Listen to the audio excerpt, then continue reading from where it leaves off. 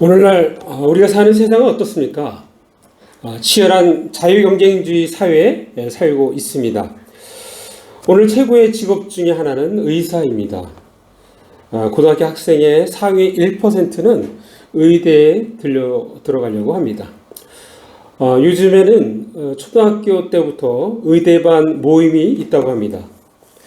학원 관계자는 초동생 의대반은 학원가에서 일찌감치 트렌드로 자리 잡았다고 그렇게 말하고 있습니다. 한 살이라도 어릴 때부터 준비하고 뒤처지면 안 된다는 학부모들의 요구가 빗발치면서 학원들이 초등 의대반을 개설하고 있는 것 같다고 그렇게 말하고 있습니다. 어떤 사람은 공직자가 되어 최고 직급에 오르려고 합니다. 어떤 사람은 정치인이 되어 최고 대통령까지 바라봅니다. 어떤 사람은 경제인이 되어서 큰 부자가 되려 합니다. 어떤 사람은 대기업에 입사해서 임원까지 오르려 합니다. 자, 이 세상은 어떻게 하든지 남들보다 높은 데까지 오르려 합니다. 자, 이것이 오늘날 우리들이 사는 세상의 모습입니다. 자, 그런데 하나님의 나라 천국은 어떨까요? 오늘 본문 예수님께서 궁금해하는 제자들에게 천국의 모습은 어떤지를 가르쳐 주고 계십니다. 제자들이 와서 예수님께 묻습니다. 예수님, 하늘나라에서는 누가 가장 높은 사람입니까? 예수님께서 한 어린아이를 부르시더니 제자들 앞에 세워 놓으셨습니다. 그리고 말씀하십니다. 너희가 돌이켜 어린아이처럼 되지 않으면 하늘나라에 들어갈 수 없다. 이 어린아이처럼 자신을 낮추는 사람이 하늘나라에서 가장 높은 사람이야 라고 그렇게 가르치고 있습니다. 자, 예수님은 제자들에게 하나님 나라의 신분 서열을 가르치기 위하여 한 어린아이를 부르신 것입니다. 여기서의 어린아이는 순수한 동심이라는 측면보다는 당시 가장 비천한 위치에 있던 어린아이의 지위를 강조하기 위함이었음을 추측할 수 있습니다. 어린아이처럼 낮아지지 아니하면 하늘나라에 들어갈 수 없다는 부분과 어린아이처럼 자신을 낮추는 사람이 하늘나라에서 가장 큰 자가 된다고 가르치고 계십니다. 자, 어린아이처럼 자신을 끝까지 낮추는 것이 바로 제자의 기본 자질이라는 것입니다. 자, 우리가 아까 읽었던 말씀, 자, 마태복음 18장 3절. 자, 이르시되 진실로 너희에게 이르노니 너희가 돌이켜 어린아이들과 같이 되지 아니하면 결단코 천국에 들어가지 못하리라. 또 이어서 4절에 보면 그러므로 누군지 이 어린아이와 같이 자기를 낮추는 사람이 천국에서 큰 자니라 라고 말씀하고 있습니다. 자, 이러한 교훈은 당시 세상의 계층 구조를 완전히 뒤집어 엎는 파격적인 모습이었습니다. 순위 매기 게임에 혈안이 된 경쟁 사회에 파묻히지 않는 모습입니다. 이것은 타인과의 비교로 내 서열을 가늠하는 가치관에 지배당하지 않는 공동체가 되어야 한다는 것입니다. 우리가 단순히 복음의 능력을 빌려 남보다 높은 자리에서 편안하게 군림하는 것이 성공이요 복이라고 가르친다면 그것은 잘못된 가르침인 것입니다. 자, 왜 교회는 천국의 모델하우스라고 할 수 있을까요? 자, 그 이유는 교회는 예수님을 구세주와 주님으로 고백한 사람들의 공동체로서 평생 예수님의 삶을 따라 살아가는 것에 최고의 가치를 두고 있기 때문입니다. 자, 여러분 혹시 모델하우스 무엇인지 들어보셨죠? 자, 모델하우스는 아파트 따위를 지을 때 집을 사고자 하는 사람에게 미리 보이기 위해서 실제 내부와 똑같게 지어놓은 집입니다. 자, 아파트 내부가 어떻게 생겼는지, 거실, 주방, 욕실은 어떻게 레이아웃이 구성되어 있는지, 자재는 무엇이 사용되는지 거기서 보고 내가 마음에 들면 구체적으로 분양도 신청도 하고 그렇게 하는 것이 바로 모델하우스입니다. 자, 교회는 천국의 모델하우스입니다 라고 했을 때 그 의미는 무엇일까요? 자, 일반 사람들이 교회에 오면 세상과 다른 어떤 것을 느낄 수가 있는데 바로 천국의 모형을 본 것 같은 느낌을 받아야 한다는 것입니다. 왜냐하면 교회가 천국의 모델하우스이기 때문입니다. 여러분, 이 문장을 접하면서 무슨 생각이 나십니까? 아, 이제 내 인생은 끝이구나. 이제 예수님께 코가 깨어 평생 이렇게 살아가야 하는구나 라며 탄식하며 걱정스럽습니까? 아니면 그것보다는 그래, 해보는 거야. 이왕 예수 믿는 것 제대로 믿어보자. 과감히 옛 생활을 청산하고 새로운 피조물로서 새로 거듭난 자로서 사는 거야. 참된 삶, 크리스찬의 삶은 이렇게 사는 거야. 나는 말씀대로 살아갈 거야 라는 각오가 없습니까? 우리는 후자가 되어야 합니다. 이왕 예수 믿는 것 확실히 믿자. 옛날 과거의 삶은 철저히 벗어버리고 부활하신 예수님의 능력을 힘입어 완전히 새로운 사람으로 변화되어 살아가야 하는 거야. 살아가야 하는 거야 라고 말입니다. 여러분, 혹시 이거 목사님 그냥 대충 믿읍시다. 뭘 그렇게 요란스럽게 믿습니까? 세상에서 사는 것도 빡센데 뭐 교회 와서도 그렇게 어려운 것을 요구합니까? 라고 그렇게 저한테 묻는 사람이 있겠습니까? 자, 우리의 신앙생활은 예수님의 생애를 따르는 삶입니다. 예수님의 생애를 따라가기만 하면 되는 것입니다. 자, 우리 그 부분 한번 말씀을 보겠습니다. 요한복음 8장 12절, 예수께서 또 말씀하여 이르시되 나는 세상의 빛이니 나를 따르는 자는 어둠에 다니지 아니하고 생명의 빛을 얻으리라 라고 말씀하십니다. 예수님은 세상의 빛입니다. 그냥 예수님만 따라가면 어둠에 다니지 아니합니다. 그리고 생명의 빛을 얻게 됩니다. 우리는 성령에 힘입어 예수님의 생애를 따라가면 되는 것입니다. 사랑하는 남부장학교 성도 여러분, 그런데 이런 삶의 변화가 말처럼 쉽지 않음을 우리는 또한 알고 있습니다. 오늘 본문에서의 분위기는 아주 자연스러운 분위기였습니다. 제자들이 예수님께 여쭙고 예수님은 제자들에게 답변하시는 모습입니다. 이 자리에서 제자들은 앞으로 어떠한 생각을 하고 살아야 하는지를 예수님으로부터 잘 안내를 받은 것입니다. 제자들 입장에서는 예수님께서 말씀하신 대로 앞으로 그렇게 살아가면 되는 것입니다. 자, 그런데 과연 어떻게 되었을까요? 우리가 인간의 속성을 잘 알듯이 제자들도 잘 안 되었습니다. 그 이유는 아마도 타락한 인간의 본성 때문이 아니겠습니까? 제자들은 후에 이 일로 다시 이야기합니다.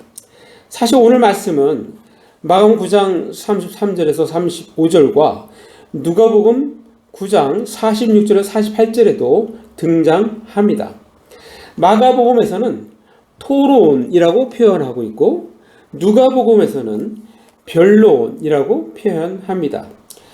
자연스러운 대화라는 것을 알 수 있는 것입니다. 그러나 시간이 좀 지나서 그 분위기가 오늘 말씀과는 사뭇 다르다는 것을 우리가 알 수 있습니다. 자, 그 부분 한번 읽겠습니다. 누가복음 22장 24절 말씀. 또 그들 사이에 그중 누가 크냐 하는 다툼이 난지라. 자, 제자들 사이에서 누가 제일 윗자리를 차지할 수 있는 것인가 하는 문제로 논쟁이 벌어졌다고 말씀하고 있습니다. 자, 앞뒤를 보면 오늘 본문과는 다른 상황에서의 말씀을 우리는 알 수가 있습니다. 처음에는 앞에는 토론, 변론하다가 나중에는 노골적으로 이 문제로 다툼이 일어났다는 것입니다. 제자들 중에 누가 새로운 나라가 생겼을 때 누가 높은 자리에 올라갈까? 영의정, 좌의정은 누가 될 것인가? 자, 이런 것에 제자들은 마음이 빼앗기고 있었던 것입니다. 무슨 말입니까? 예수께서 이미 이 부분에 대하여 교훈을 주셨음에도 불구하고 다 잊어버리고 똑같은 일로 이젠 토론이 아니라 다투고 있다는 것입니다. 자, 예수께서 정확하게 다시 교훈하십니다. 예수님께서 그들에게 말씀하셨습니다. 이방인들의 왕은 백성들을 위해서 왕노릇 한다. 그리고 권력을 가진 사람들은 백성들에게 은인이라고 불리운다. 그러나 너희가 그래서는 안 돼. 너희 중에 가장 큰 사람은 가장 어린 사람처럼 되어야 하고 지도자는 종처럼 되어야 해. 식사자리에 앉아있는 사람과 그를 시중드는 사람 가운데 누가 더 큰 사람이냐? 식사자리에 앉아있는 사람이 아니냐. 그러나 나는 섬기는 사람으로 너희 가운데 있다. 바로 예수님은 섬기는 사람으로 너희들 가운데 있다라고 말씀을 하시면서 섬기는 자의 그 의미가 어떤 것인지를 말씀하고 있습니다. 자, 이것을 좀 더 말씀에서 정확하게 짚어주는 말씀이 있는데 바로 마태복음 20장 28절 말씀입니다. 인자가 온 것은 섬김을 받으려 함이 아니라 도리어 섬기려 하고 자기 목숨을 많은 사람의 대성물로 주려 함이니라. 자, 예수님께서 이 땅에 오신 목적은 바로 섬기러 오셨다는 거예요. 섬기러. 얼마만큼 섬겼습니까? 자기 목숨을 대성물로 주려는 만큼, 주는 만큼 그렇게 섬겼다고 말씀하고 있습니다. 자, 우리가 성경적인 가치관을 가지고 살려면 우리는 끊임없는 자극과 의식을 일깨우는 작업들이 필요합니다. 자, 우리는 기본적으로 끊임없는 기도와 말씀 묵상으로 하나님의 것들을 찾고 알아가야 합니다. 그리고 그 말씀에 순종해 감으로써 삶의 변화를 경험해 가는 것입니다. 자, 우리는 또한 책들을 통해서 우리의 의식을 깨울 수 있습니다. 어떤 20대 청년, 안희재라는 청년이 있습니다. 자, 이 청년은 크론병이라는 질병을 앓고 있습니다. 20세부터 알았는데요. 크론병이라면은 크론병은 입에서 항문까지 소화관 전체에 걸쳐서 어느 부위에서든지 발생할 수 있는 만성 염증성 장질환이 바로 크론병입니다. 자, 보통 염증을 해결하기 위해서 항생제를 먹거나 주사를 맞거나 하는데 이 질병은 오히려 면역 억제제를 꾸준히 먹어야 되는 질병입니다. 자, 예를 들어서 감기에 걸리면 보통 사람이 2, 3일이면 나올 수 있는 것을 이런 크론병 걸린 사람은 면역 억제제를 먹고 있기 때문에 일주일, 열흘 정도가 지나야 낫는 그러한 희한한 치료법입니다. 자, 저자는 자신은 경갱이라고 스스로를 부릅니다. 그 이유는 장애인의 버금가는 불편함이 있을 때는 겉으로만 멀쩡하고 겉으로 봐선 비장애인이고 건강해 보이는데 실제로는 병 때문에 고통스러워하고 불편한 삶을 사는 장애인 같은 삶을 사는 사람입니다. 그래서 저자는 아픈 사람으로서 자신의 아픔을 책으로 써낸 그것이 바로 난치의 상상력이라는 책으로 26세에 책이 출판돼서 나왔습니다. 자, 이 책에서 이렇게 언급하는 개념 중에서 이 세상을 이렇게 진단합니다. 건강중심주의라고 진단합니다. 장애를 동정하는 사회라는 것입니다. 건강이 권력인 세상에 기울어진 운동장이라는 것입니다. 여러분, 우리 평상시 이런 생각을 안 하지 않습니까? 건강이 권력인 세상이라뇨. 건강도 권력인 거야? 이런 생각을 안 하는데, 자, 이 사람이 볼 때는 그렇다는 것입니다. 자, 이 책에서 이렇게 표현합니다. 자, 모두는 건강해야 하고 건강에서 벗어난 사람은 어떻게든 건강한 상태로 되돌려져야 한다. 그러니까 건강이 모든 사람의 중심이에요. 그래서 장애인을 보면 저게 이렇게 회복돼서 정상적으로 이렇게 활동해야 될 텐데, 또 아픈 사람을 보면 빨리 회복돼서 건강한 모습으로 살아야 될 텐데, 그러니까 그런 시각으로 늘 본다는 거예요.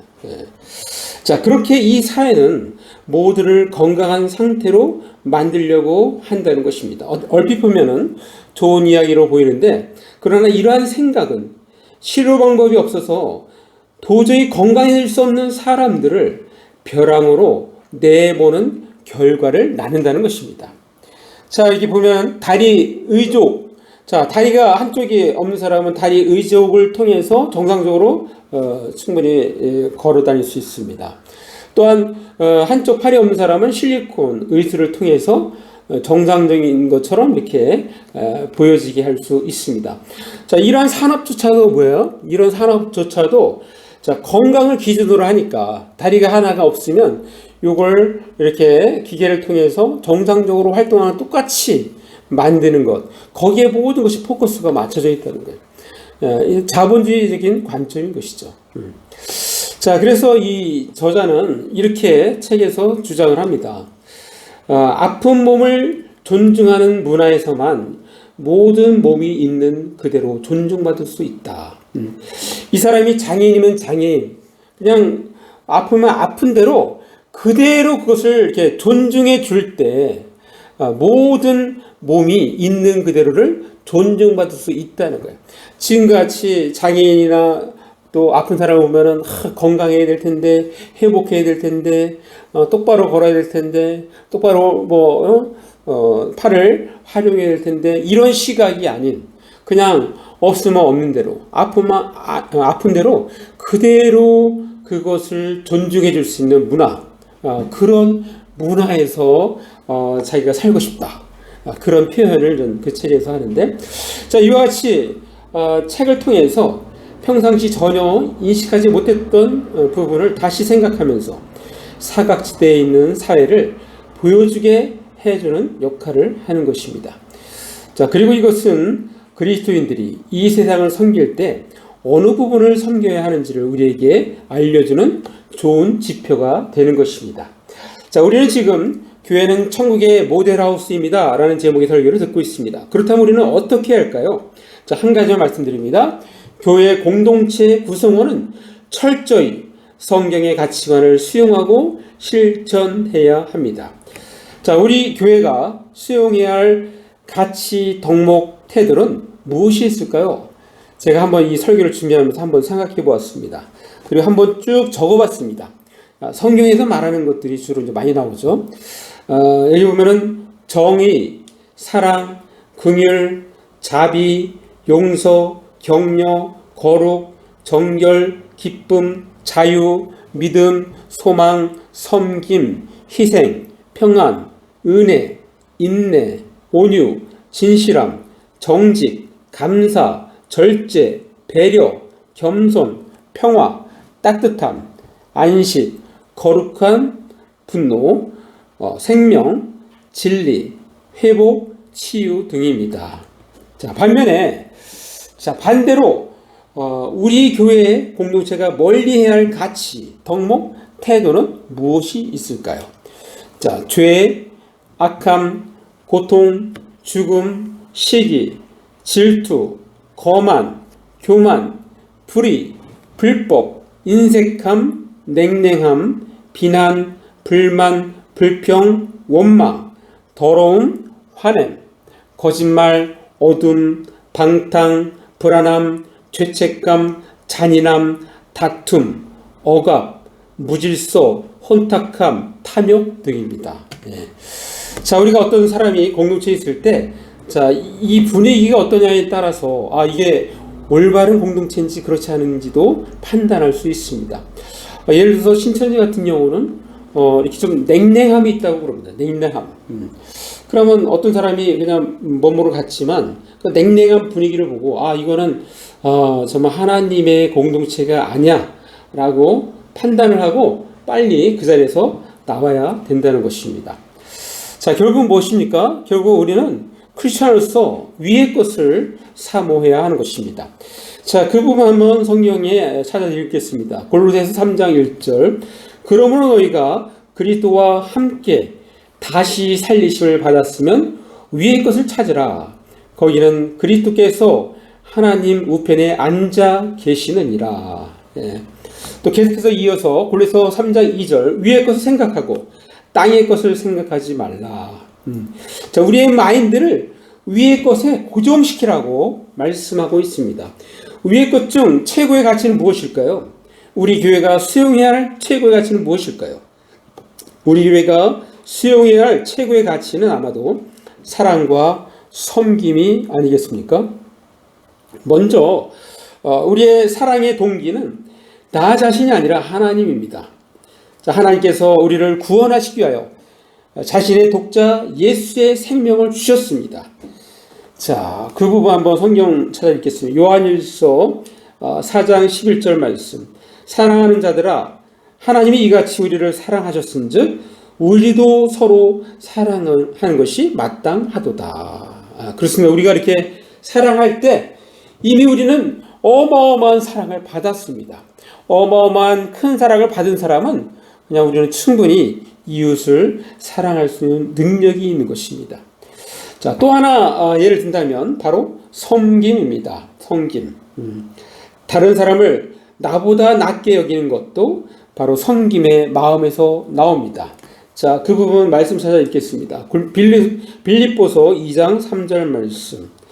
자, 아무 일에든지 다툼이나 허영으로 하지 말고 오직 겸손한 마음으로 각각 자기보다 남을 낮게 여기고. 예. 자, 무슨 일을 할 때 이기적이거나 교만한 마음을 갖지 말고 겸손한 마음으로 나보다 다른 사람을 더 존중해 주십시오 라고 말씀하고 있는 것입니다. 자, 제자들이 후에 예수님 앞에서 천국에는 누가 크냐며 다툴 때 제자들에게는 그 겸손한 마음으로 나보다 다른 사람을 낮게 여기는 마음이 없었기 때문에 다툰 것입니다.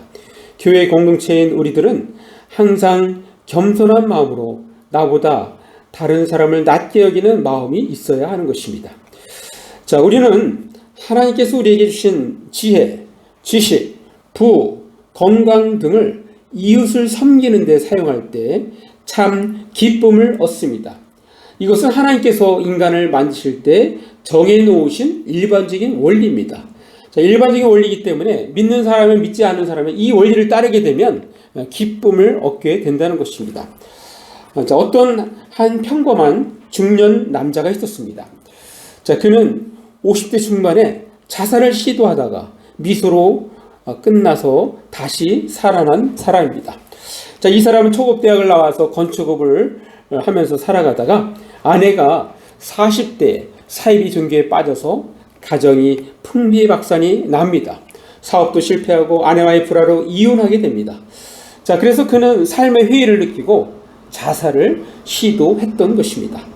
자, 그런데 한 친구가 자네 해외 배낭 여행 한번 가보게 라고 권해서 인생의 마지막 해외여행이라고 생각하고 한번 가서 여행 열심히 하고 그리고 갔다 와서 죽자라고 생각하고 자, 해외 배낭 여행을 떠납니다. 그런데 이 사람이 성격이 이렇게 꼼꼼해가지고 꼼꼼히 메모를 해서 여행을 하고 와서 이 사람이 책을 내려고 합니다. 출판사에 갔더니 여행 한번 한 거 가지고 책을 낸다는 게 말이 됩니까? 그래서 출판사에서 거절하면서 몇 번 더 여행을 해서 그때 그 이후에 그 글을 쓰라고 책을 내자고 그렇게 해서 이 사람이 이제 새로운 목표가 생겼어요. 이제는 여행을 한 번 더 해서 죽기 전에 책이라도 한 권 내고 죽자라고 이제 생각하고 2차 배낭 여행을 떠나게 됩니다. 자, 그가 아프리카 여행을 하면서 거기서 인생의 전환점을 맞이하게 됩니다. 그가 아프리카에서 만났던 그런 지독한 가난 그리고 고통 속에서 고통당하는 사람들의 모습을 보고 그는 충격을 받습니다. 그리고 그는 거기서 결심합니다. 그의 남은 삶이 얼마가 되었던 자기는 건강하니까 이 사람들 위해서 살리라고 그렇게 다짐을 합니다. 그래서 한국에 와서 국내에 돌아와 목표한 대로 이 사람은 책을 쓰는데 그 책 제목이 잃어버린 나를 찾아서 자, 책 제목만 봐도 이 사람이 이제 회복된 걸 알 수 있죠. 라는 책을 내고 유럽에서 만난 천주교에 귀의합니다. 그리고 자원봉사자 교육을 받으며 새로운 삶을 꾸려나가기 시작했습니다. 그때부터 그는 자원봉사의 삶을 살면서 삶의 보람과 기쁨을 얻습니다. 한 번은 이제 폴란드에서 그 기차에 모든 것을 도둑한테 이렇게 마치 강도 만나는 사람, 거반 죽는 사람처럼 온 것을 이렇게 빼앗기고 없는 빈털터리가 된 지갑 하나 없고 여권도 없고 그런 일본 학생, 청년을 만났는데 그 사람은 그냥 자기도 없는 돈에 다 도와줬어요. 도와줬는데 그때 이제 서로 통성명하고 주소를 주고받았는데 이 청년이 다시 일본에 가갖고 너무너무 고마워서 부모님도 고마워하고 그래서 당신을 초청하고 싶다고 그래서 이제 서신이 와갖고 일본을 가게 됩니다. 자, 일본을 가게 해서 그 가족들과 함께 이렇게 인사도 하고 하는데 거기서 그것이 계기가 되었고 그것을 근거지로 해서 매년 한 번씩 일본에 그 집에 가서 거기를 본거지로 해서 봉사활동을 합니다. 그래서 국내에서도 봉사활동을 하고 해외에 나가서도 봉사활동을 하고 그런 봉사활동을 하면서 그냥 자신의 삶이 완전히 회복되었습니다. 기쁨이 넘치는 삶을 살게 되었습니다. 그는 63세에 책을 냈는데 바로 이런 책 제목이 이렇습니다. 나는 63살에 배낭여행을 떠난다. 예. 자, 이렇게 보니까 모습이 자원봉사자의 그런 목적이죠. 그런 모습입니다.